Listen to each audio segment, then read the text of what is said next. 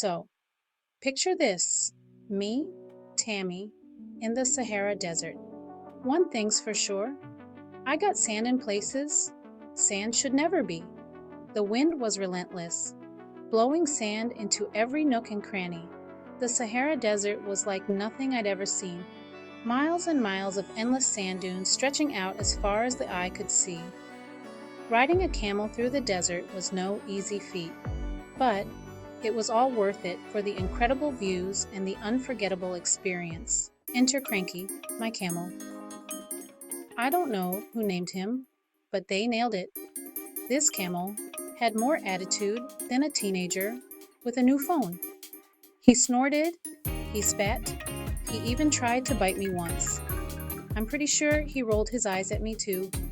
Cranky was not happy about carrying me through the desert, and honestly, I couldn't blame him. Riding a camel is not as glamorous as it looks in the movies.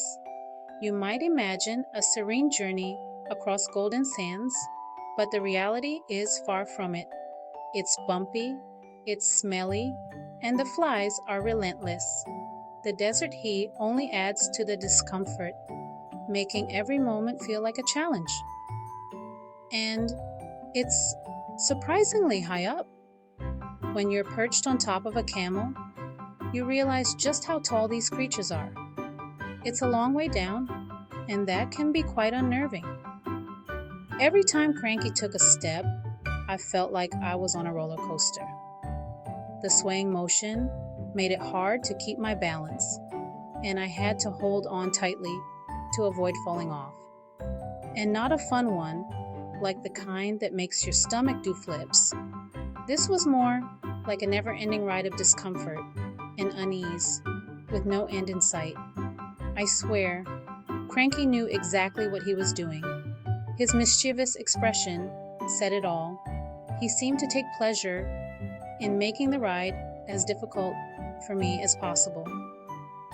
He'd walk too close to thorny bushes just to see me duck.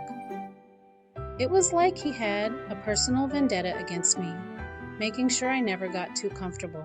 Just when I thought things couldn't get any crazier, the wind picked up. Sand started swirling around us, turning the sky a hazy orange. A sandstorm, of course, because a bumpy camel ride wasn't dramatic enough. The wind howled, the sand stung my face, and Cranky? He just kept walking. He seemed strangely unfazed by the whole ordeal. Maybe he liked the drama. Visibility was near zero. The sandstorm was relentless, whipping grains of sand into our faces. The desert, usually a vast expanse of golden dunes, was now a chaotic swirl of dust and wind. I couldn't see where we were going, but Cranky seemed to know the way. His instincts were sharp, honed by years of navigating this harsh environment. He trudged on, a furry beacon in the swirling sand. His silhouette was the only thing I could make out in the blinding storm. I held on for dear life, burying my face in his scratchy fur. The coarse texture of his coat was oddly comforting amidst the chaos. Eventually, the storm calmed and we emerged, a little worse for wear, but safe. The desert returned to its serene state, the dunes once again visible under the clear sky. I learned a valuable lesson that day. Never underestimate the power of a grumpy camel.